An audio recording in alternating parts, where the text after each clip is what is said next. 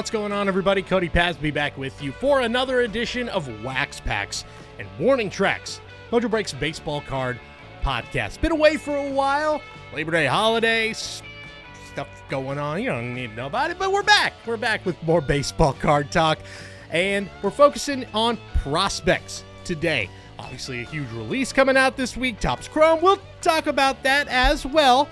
But last episode, we focused on a lot of the big rookies who have made a splash in 2022. Well, this week, we're going to focus on some of the big prospects that have made a splash in the minor leagues and have recently been called up to the major leagues. And plus some guys even further down the road that we should be keeping an eye on. A big prospect-filled episode. We're going to dive deep with Ethan Kagno. You can follow him on Instagram, Kagno Sports Cards. The guy also writes for the Cape Cod League. He's the guy scouting the guys before they even get into the draft. Really go in depth on some of these prospects and their future. We talked to Ethan about the guys he likes, some of the big names, some of the not so big names, and who you should be collecting. So here is my conversation with Ethan Kagno.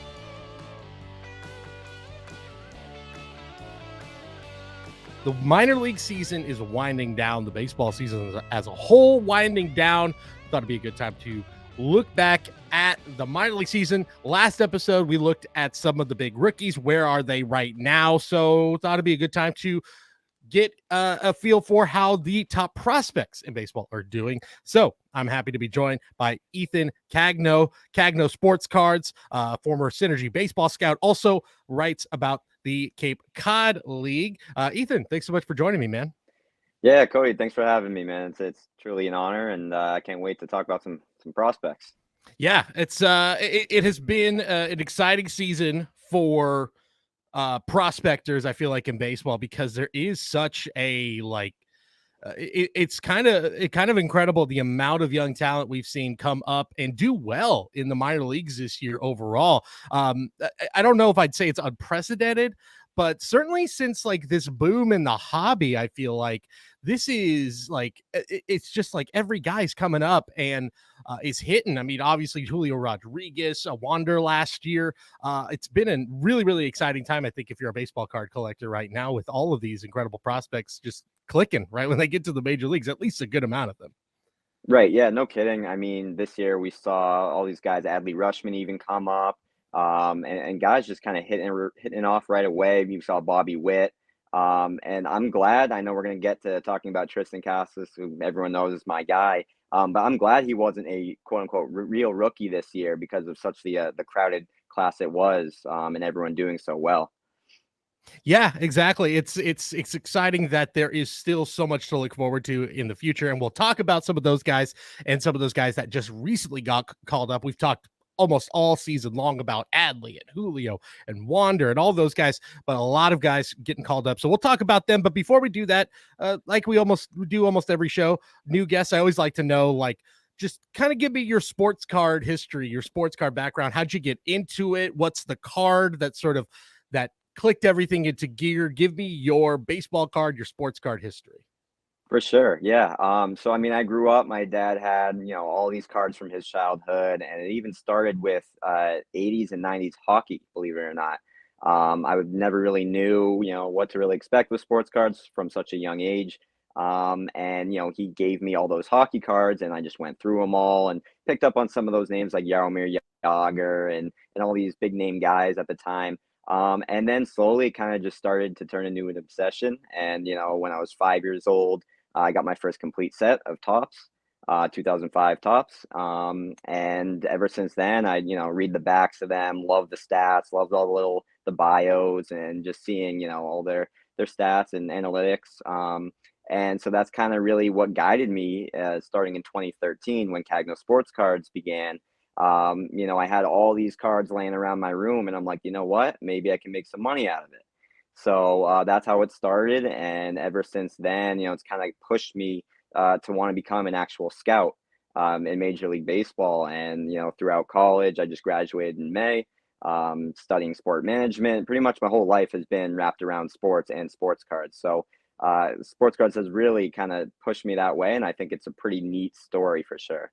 Yeah, that's incredible, man. That to go, I feel like there are few that have the baseball card to baseball scout pipeline. So that's a really cool story, man. And of course, congratulations, recently graduated, and best of luck going in the future into the scouting department.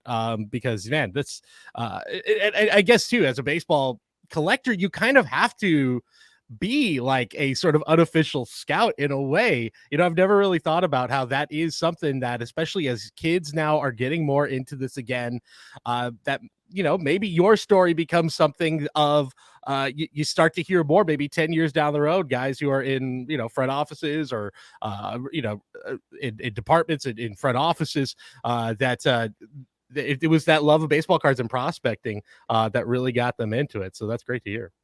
Yeah, for sure. I mean, I've had various interviews with MLB teams recently, and a lot of them do bring up my sports card background. And I do make that comparison of, since 2013, I have been scouting in a sense, putting money where my mouth is and investing in these sports players and these baseball players more specifically.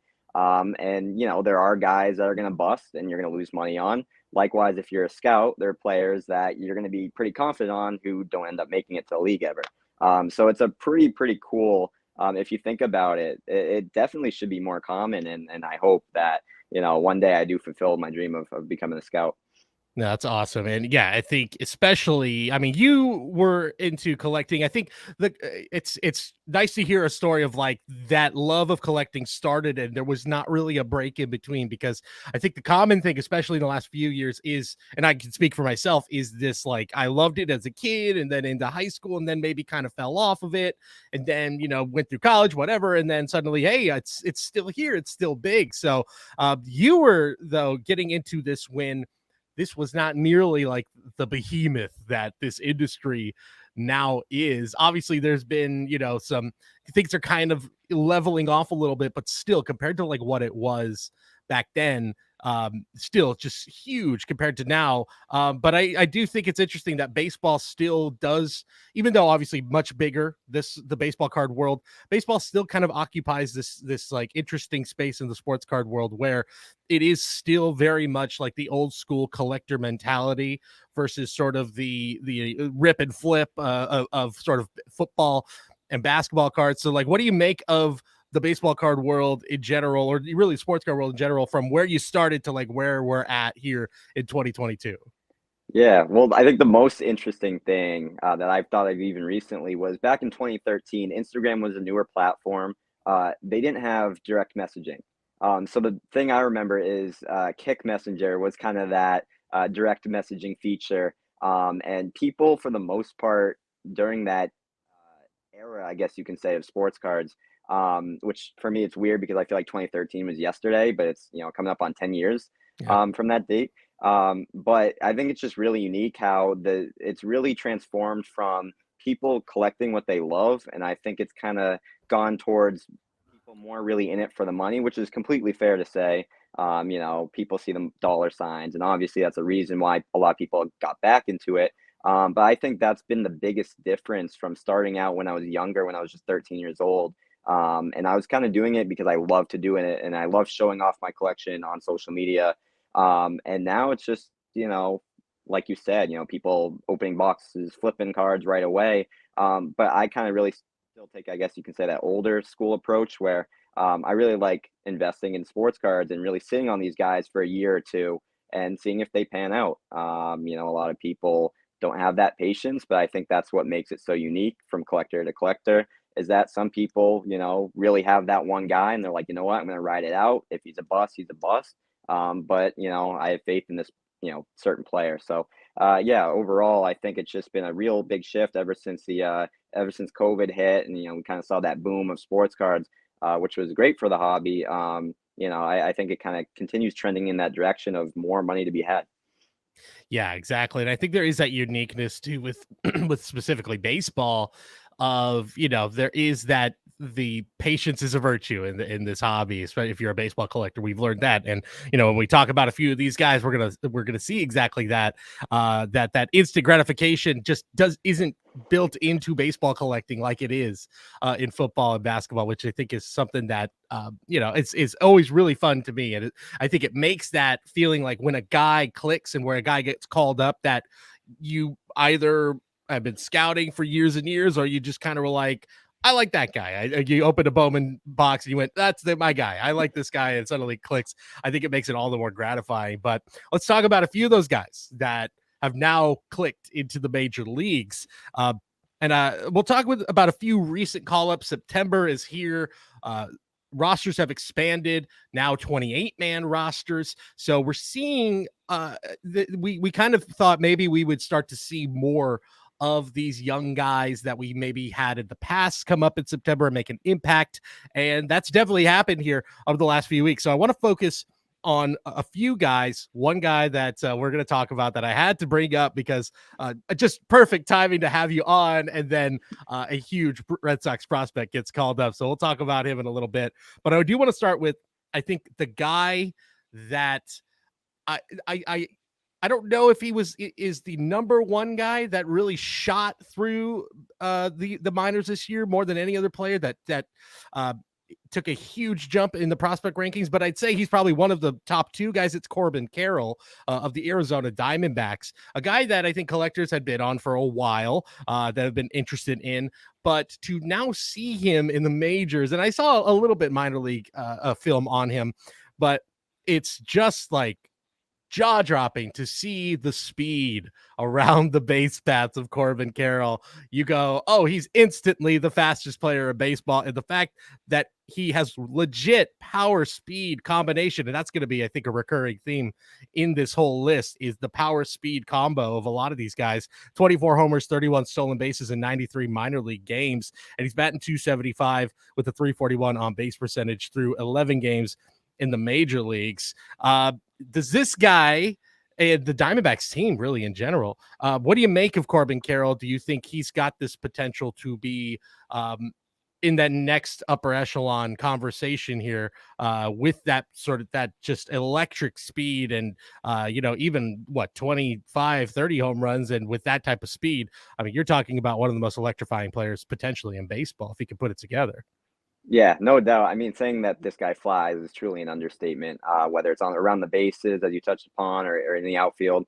Smooth left-handed swing, can kind of do it all in the small sample size we've seen in the major leagues. He's only played 11, 12 games.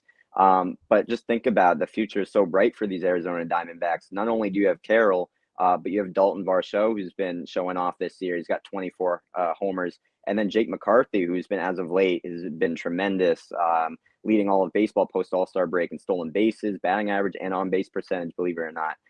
So I think Carroll is definitely the number one of those three guys.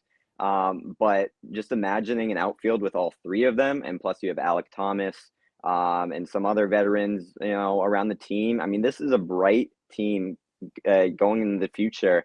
They've kind of been the laughing stock of the league for the past few years, but the future is bright. I think Corbin Carroll is a great talent. He'll be a mainstay in this lineup moving forward. And as you said, I mean, if there's that 30-30 potential, I mean, his cards are going to go through the roof. And I think people already have, started to catch on.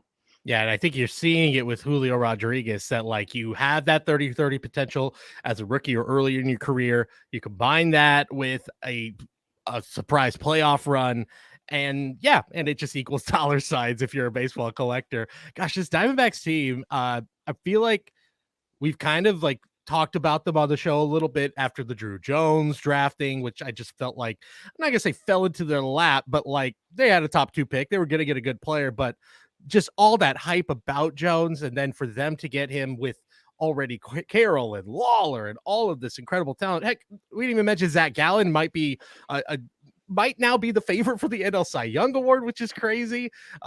This is going to be, I think, as exciting a team in baseball. I'll say this before I actually get to another player, the next guy I want to talk about, Gunnar Henderson. But if you had to bet on the better future over the next 5 years, Diamondbacks or the Baltimore Orioles, I don't know if there's a wrong answer there.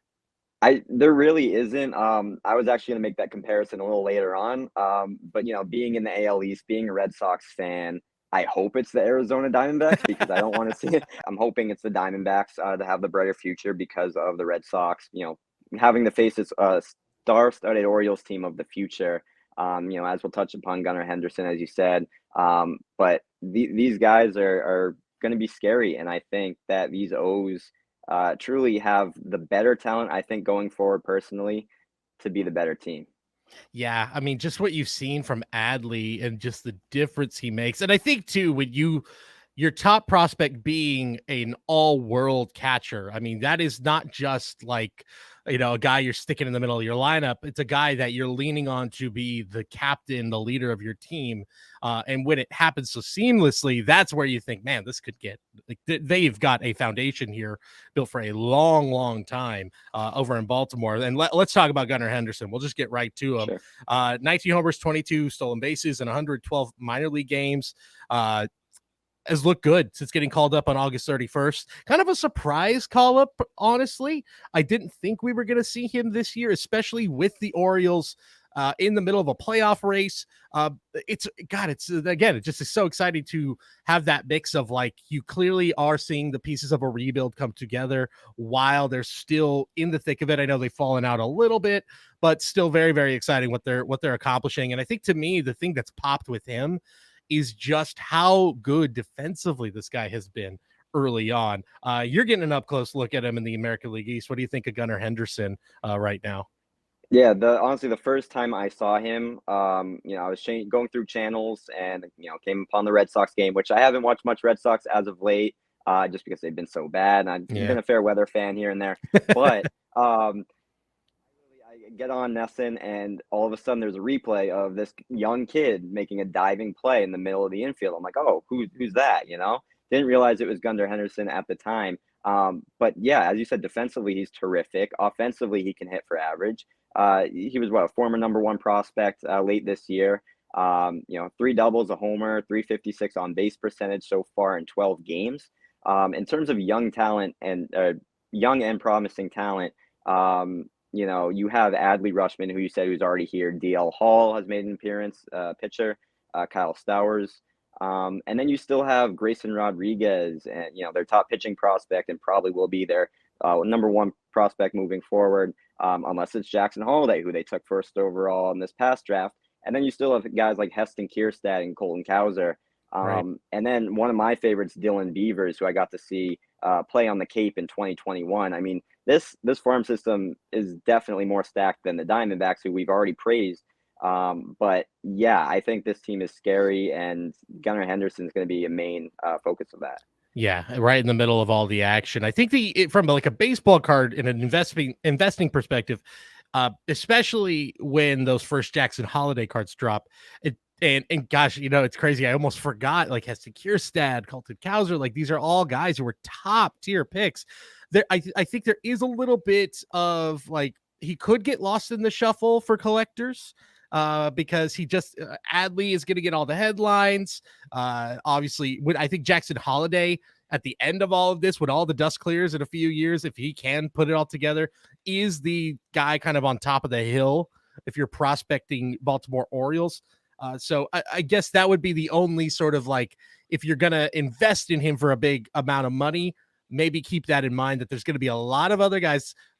They're going to have Baltimore's going to have a lot of other shiny new toys coming soon that they're going to be able to play with and put in the field, I should say.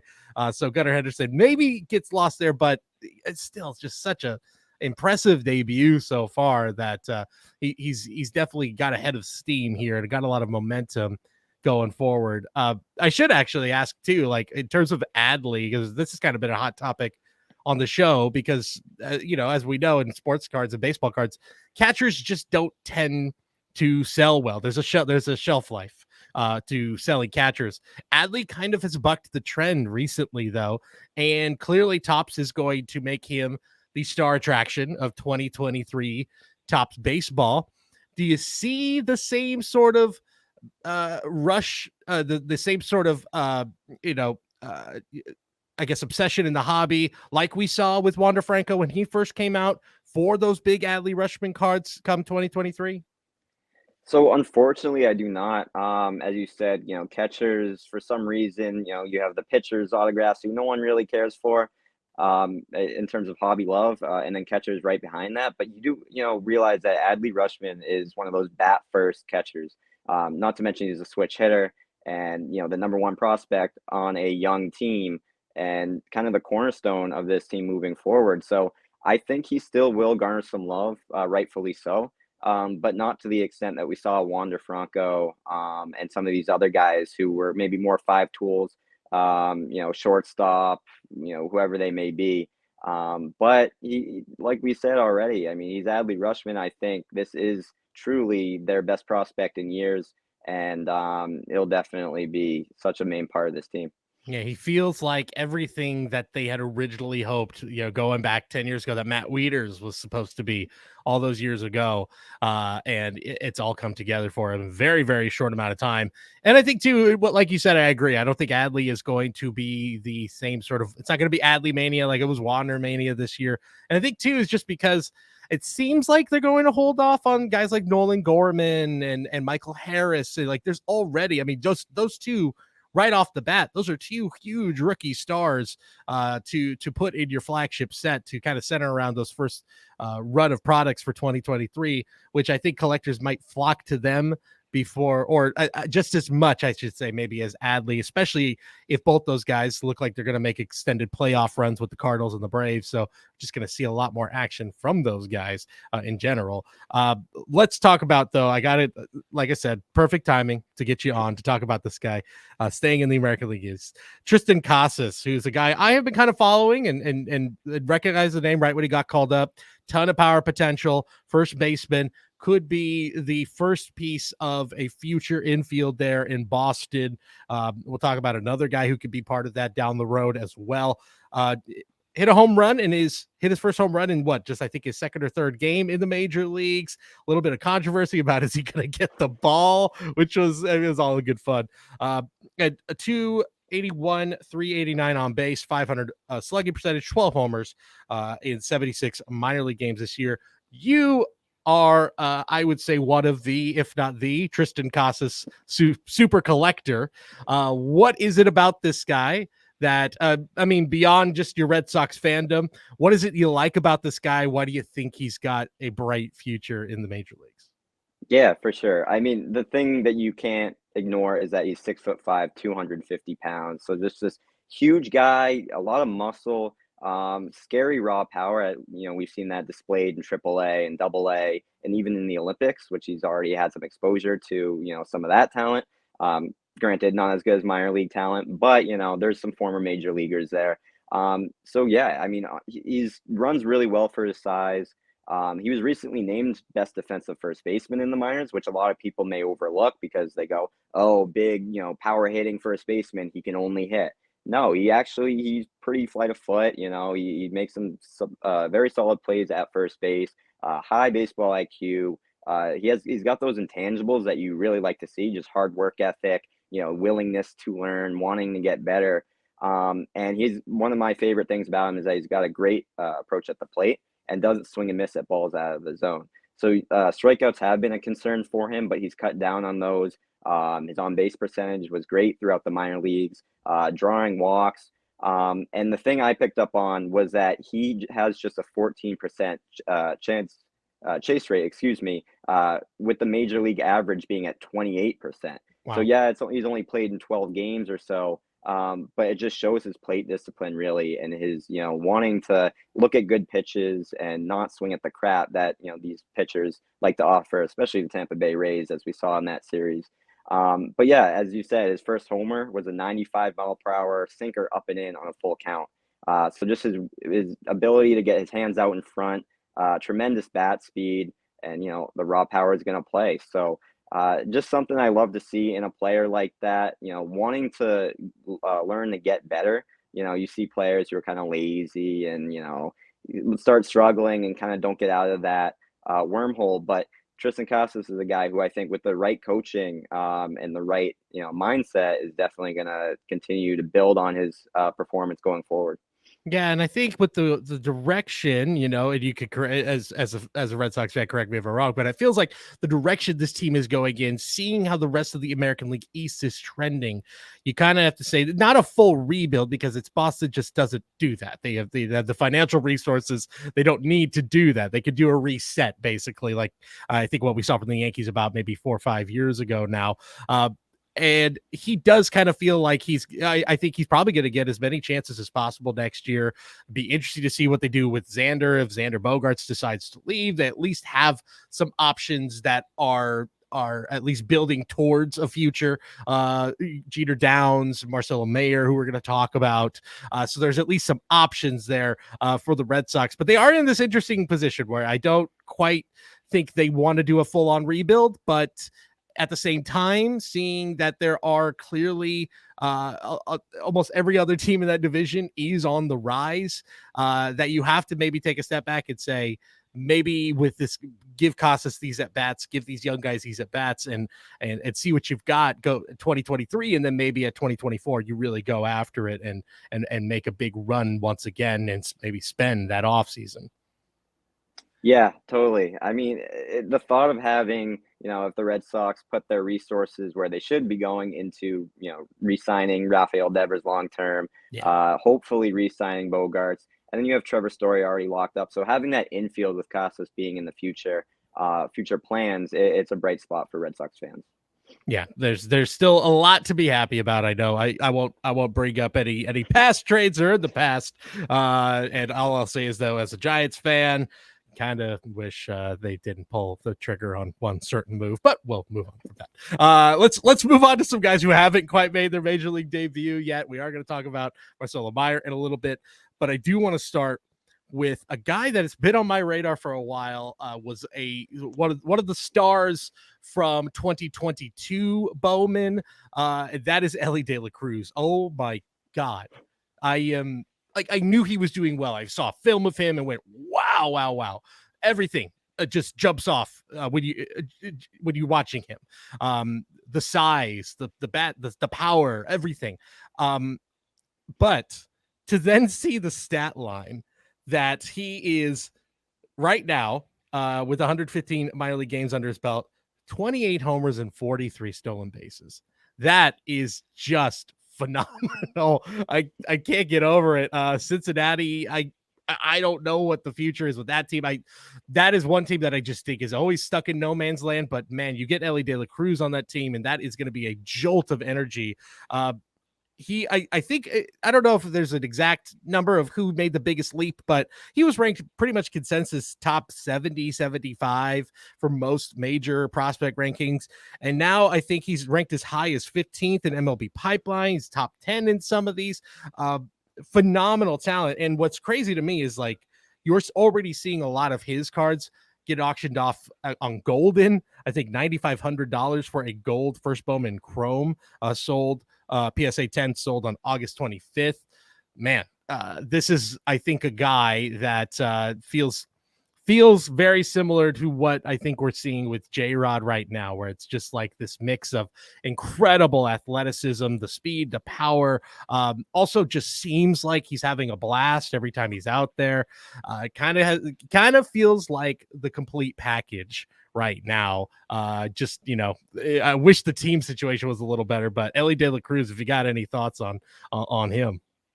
Yeah, immediately when I think of Elly De La Cruz, I see a lot of O'Neill Cruz in him. Not the same because they're the same last name or anything. 6'5", and I think O'Neill Cruz, 6'6", 6'7", just tall, lanky, athletic, middle infielders with great offensive profiles. They hit the ball hard. As we saw with the O'Neill Cruz, I think it was 122 plus mile per hour off the bat, Absolutely. which was only a single, which was unbelievable to me. But yeah, I do have a friend who is a Reds fan, and he is absolutely ecstatic about this guy. They need him to do what he's currently doing in the minors, and that's mashing the ball. He was named Southern League Player of the Month last month in August, hitting 325, OPS 1.113, 6 homers, and led the league in that span in RBI and doubles. But my only concern with him is that he does have a lot of strikeouts. And the plate discipline isn't exactly there yet. Yeah, when the ball is in the zone, he's going to drive that thing. Strong kid, still only 200 pounds, so he could put on some more weight and maybe shift over to third base. But the strikeouts are definitely a concern. And I think when people are collecting and spending this much money on a guy like Ellie De La Cruz, I think you need to temper your expectations a little bit. But I do think he's going to be the face of the Reds in a few years. But that is a little concerning to me. Yeah, I think it kind of goes back to the concerns, I guess, with O'Neal Cruz as well, is that there is such incredible athleticism on display for him. I mean, I don't know if I've ever seen a player who's batting like 210 make the highlight reel every single on the Pittsburgh Pirates well out of the playoff race. And yet every single night when I'm watching MLB Network, there's another O'Neal Cruz highlight, whether it be, a 105-mile-per-hour throw to first base or a 120-mile-per-hour hit off the bat. It's incredible to watch. And I think it's a part of the reason why he and I think Cruz are becoming so popular in the hobby, is that I think that sort of stuff goes a really long way of kind of building this legend. But yeah, it's the raw athleticism that is so enticing. But you're right, it's got to be you got to hone it in a little bit, got to get that go, and it's still for Cruz. He's so young, he's got so much time to get that together. As for another guy that I think is a little more refined and a little more ready, staying in the National League Central, is Jordan Walker of the St. Louis Cardinals. And I've said it before on the show, I'll say it again, and I'll say it until the show's over. I don't know what they're doing in St. Louis, but that scouting department, my entire baseball watching life, has found the best players, like whether it be the Brendan Donovans of the world who nobody saw coming, and suddenly part of the everyday lineup is probably going to finish top 5 or so, 10 top 5 and rookie of the year voting, or a guy like Jordan Walker, who I think is going from a consensus top 30, top 40 guy to arguably one of, if not the, I think Keith Law actually ranked him as the number 1 prospect in baseball in his most recent rankings. And he's just got everything. He hits the ball hard. It's the only thing really against him is it's another third baseman in the Cardinals farm system. They figured out a way to put Nolan Gorman in the lineup. They'll figure out a way to get Jordan Walker in the lineup. 18 homers, 14 stolen bases, 3 or 4 average, 509 slugging, and 30 doubles. And recently a PSA 10 number to 75 Bowman Draft Chrome auto sold for $3,900 of his. I just don't think you can go wrong with Cardinals prospect. When you're saying number 1 prospect on the Cardinals, I just say, sign me up if I'm collecting him or for his bright future. Jordan Walker, I feel like right now is got an incredibly bright future and could be maybe on the major league roster as soon as early 2023 at this point, I feel like. For sure, yeah. I mean, I think they could potentially plug him in left or right field, playing third. He's got the arm, so I think left or right could be an option. Offensively, there aren't many holes in his game. He absolutely destroyed AA, and a lot of people were thinking, hey, why hasn't he been promoted to AAA yet in Memphis? But he's still young. Was he 20 years old? And putting up those numbers that he did was certainly amazing. I'd expect him to start in AAA next year. Maybe if he kills it there, he gets called up early. I'd expect him to be, playing there in spring training. But he's another fascinating guy. He also walked a lot. He had 56 walks this year in the minors, I believe. So I know a lot of people are obviously excited. The hobby's giving him a lot of love. And I'd love to see where he goes next year. Yeah, I think something that I've noticed that, I mean, anyone who follows the minor leagues, and this is that for the best prospects, AAA often is just sort of a pit stop for bigger and better things. And then you see like what the Braves have done this year, where Michael Harris just completely skips it. Vaughn Grisham just completely skips AAA. So yeah, it could be a very similar scenario here with Jordan Walker. The Braves, another organization that, again, for 30 years have just cannot stop finding these diamonds in the rough prospects. Yeah, he's gonna have a very, very, very exciting future. And then let's wrap it up with prospects with this guy again. We bookended it with 2 Red Sox, so let's end it with Marcelo Mayer, who I think of all these guys that we have mentioned, Mayer, I think for the hobby, has had the most excitement right out of the gate. There has just been instant excitement about him, and he's instantly become one of the biggest prospects to collect for baseball card collectors. I think actually, I mean, just to put it in perspective, it is a superfractor, but nonetheless, his Bowman Draft Chrome PSA 9 Superfractor sold in March for 132,000, and it's remarkable for a guy who's never taken a major league at bat. But when you look at the stats, climbed to the top 10 in most prospect rankings this year, 91 games in the minors, split time between low A and high A, 280 average, close to a 400 on base percentage, 13 homers and 17 stolen bases. And to me, the thing that also pops out is that there is really not a big discrepancy between the walks and the strikeouts. Very patient young player. But Red Sox, it's going to be interesting because, like we mentioned earlier, they might have a logjam here in the middle infield. What do you make of his future, his major league future, and do you think that the hype is warranted with this guy? I definitely think it's warranted. I mean, I was working the draft for the Cape Cod League in 2021 when he was drafted. And many of us expected, oh, you know, it's a write-off. He's a lock for number one to the Pirates. Yeah. And then we saw Henry Davis go, who was a former Cape Leaguer. He marked the fourth year in a row that a Cape Leaguer went first overall, which is crazy. We were all excited, cool. And then as a Red Sox fan, I'm like, you know what? I'd love to have Jack Leiter. I'd love to see him slip to us at 4. He goes second. And then I'm like, wow, we really have a shot at Marcelo Meyer now. And all I was thinking was, if we get him, like he has the possibility to change this franchise for sure. And I've even had people ask me. I was at a card show the other day, and they said, "Who do you like more, Marcelo Meyer or Tristan Casas?" And I honestly said Marcelo Meyer. You know, I think this guy is legit. I think he's only 19 years old. He hasn't turned 20 till December. So he's still super young. He's already been putting up great numbers. Another guy out of high school. He's a 5-tool guy. I mean, there's not really much I can say that's bad about him. And I'm just excited that it's one of those good problems to have if you're a Red Sox fan, where, oh, we say we lock up Bogarts, we have Trevor Story. Where's Marcelo Meyer going to play? He's still so young. I don't think you can really think about that quite yet. And the one really interesting stat I pulled up, found on Twitter the other day, there are only three teenagers in the minor leagues that had 30 or more doubles, 10 or more homers, and 15 or more stolen bases. Marcelo Meyer being one of those, alongside Edinson Paulinho, who is also a Red Sox, and Alex Ramirez for the Mets. So yeah, there's really not much that I can say that's bad about him, other than maybe we don't know where he's going to play in 3-4 years from now. Yeah, gosh, it's a lot of reasons to get excited about him. And yeah, you mentioned it, 19 years old, and he's doing what he's doing in the minor leagues. It could be up very, very quickly. And yeah, you mentioned it. It's going to be, I think this offseason is going to be is really going to tell the direction that this franchise goes. And I think it's going to be telling to show how confident they are if Marcelo Meyer can be with this team in a short time.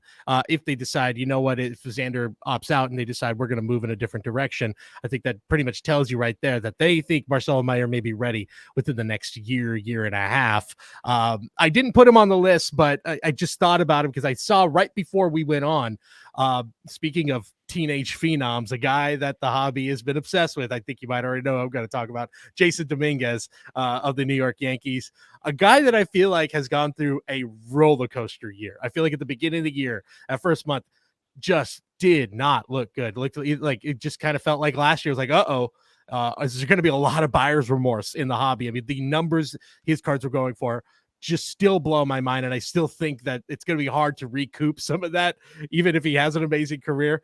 But here we are at the end of the year, and I know it's more just to get more playing time for him, but he's going to Double-A, and I think I read a stat that he is one of, if not the youngest player currently in Double-A.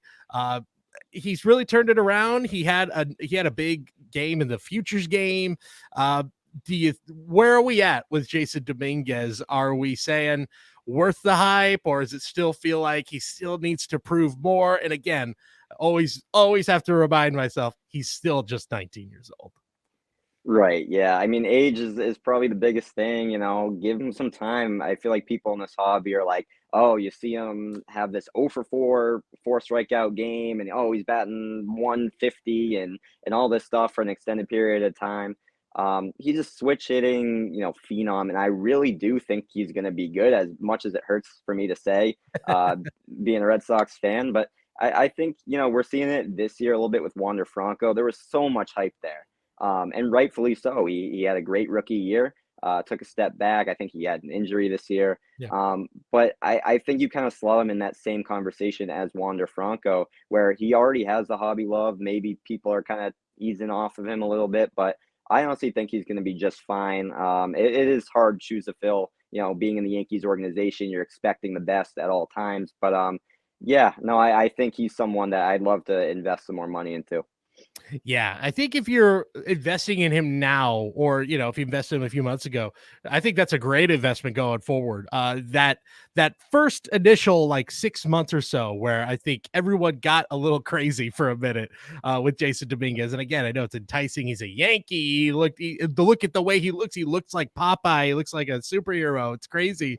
But yeah, I think hit the brakes a little bit. And obviously there was those rumors that he was almost traded to the Cincinnati Reds, which I'm sure would have been a disaster for a lot of people who were invested in him. But also now I'm thinking, boy, Jason Dominguez and Ellie De La Cruz in the same outfield, that sure would have been fun to see. But yeah, I guess we'll have to wait another day for that. But who am I missing when I'm talking about all these big prospects? We've hit a lot of big names that collectors are familiar with.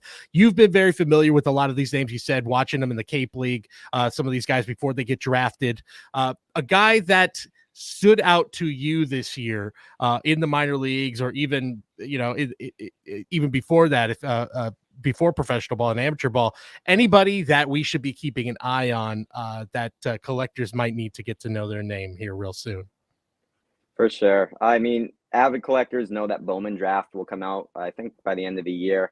And these are all players that I got to watch on the Cape in 2022, 2021. So for me, it's going to be so cool seeing their autographs, their first autographs. The biggest player, I think, is Gavin Cross for the Kansas City Royals. Just another very strong, powerful dude, great hitter. Kind of does it all, and he's quick for his size as well. So kind of almost fitting that Tristan Casas mold. Not as big as he is. I'm not going to compare every player to Tristan Casas, but I do like that comparison in terms of raw power. And that's a guy I got to witness in 2021 playing for the Brewster Whitecaps, who ended up winning the championship. Another two players that were on that same Brewster Whitecaps team were Zach Neto for the Angels, who I really like out of Campbell, and Spencer Jones, who went in the first round to the Yankees. And, a 6'7" guy being drafted by the Yankees, they have pretty good success, I'd say, with that. So those are a few guys that I definitely would keep your eye out for. I'm sure their prices are probably going to be pretty steep, being a Yankee, being a top 10 pick, or even being on the Angels. And Neto's, I know, has been tearing up the minors so far. So those are definitely a few I've seen that I would start investing in as soon as they come out. Yeah, you mentioned Bowman draft. I know we've got a few Bowman releases before it, but with this draft class, with those names you mentioned, potentially, depending on who they decide to hold off for 2023 Bowman, potentially a Bowman draft for the ages with some of these guys. I mean, just in general, Jackson Holiday and Drew Jones, I think, are going to be two of the most chased players baseball fans have had, baseball prospects we've had in a long, long time. Just the perfect mix of like the name recognition, the talent, and then all these other guys, which makes it even better if you are a guy who's looking for those, like the guys you just mentioned, these guys that aren't as familiar to the common baseball fan. Makes it that much more, I think, exciting to go after those guys as well. Before I let you go, huge release this week. We're going to go off prospects a little bit, but we have to talk about 2022 Topps Chrome Baseball flagship coming out this week. One of the big releases of the year, is one that fans always mark their calendars for. So I'll just ask you real quickly, because we have talked a lot about the rookies, but I want to hear from you. How would you rank these rookies? I'll just give you really, I think the big three out of this set at this point, it's Julio, it's Bobby Witt, and Wander Franco, obviously. Would you rank those three guys if you're ripping open a box of Topps Chrome? Which of those guys would you want to be pulling more? I think Julio Rodriguez for sure should be number one. Just the season he's had, the excitement he's brought to the Seattle Mariners franchise, in the playoff race, should probably make the playoffs. Um, there's really, he's going to be the number one guy. And I think Wander Franco is behind him at number two. The injury woes, remain somewhat of a concern, but when he had that ridiculous streak during on base streak during his rookie year, I obviously seeing him a lot playing against the Red Sox. I remember his debut game where he just went off completely, and then continued that with that on base streak. I really like Wander Franco for obvious reasons. And then, the third, as you mentioned, is Bobby Witt. I'm not fully convinced on Bobby Witt. I know he's had some bright spots, but there's something about him. Also playing for the Kansas City Royals, I don't really know what direction they're going in. Bobby Witt's got to be third, but then again, he's a great athlete as well. Hey, if I opened up some Topps Chrome and I got Bobby Witt autograph, I wouldn't be too pissed about that. No, I think you'd be all right. We'd all be all right if we pull the Bobby Witt auto out of that. The thing with Witt is, I think you mentioned it, like those two guys you mentioned, Wander plays for the Rays. The Rays just, no matter what, it just doesn't seem like they have a down year anymore. The Mariners are going in all the right directions right now, and that huge contract, he's potentially going to be there the rest of his career. Whereas, that Royals team, ever since they won in 2015, they are one of the most directionless teams in all of baseball. I don't know if they ever quite figured out what their identity is post that 2015 World Series, and now we're going on now 7 years since that series, and it's just like they don't really know where they're going. Hopefully Witt gives them some direction.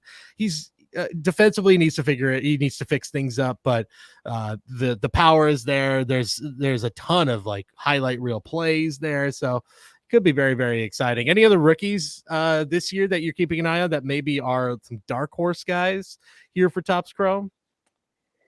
So I don't think he has much hobby love at all, but Jose Siri, I believe he's on the Tampa Bay Rays now, was a rookie with the Astros.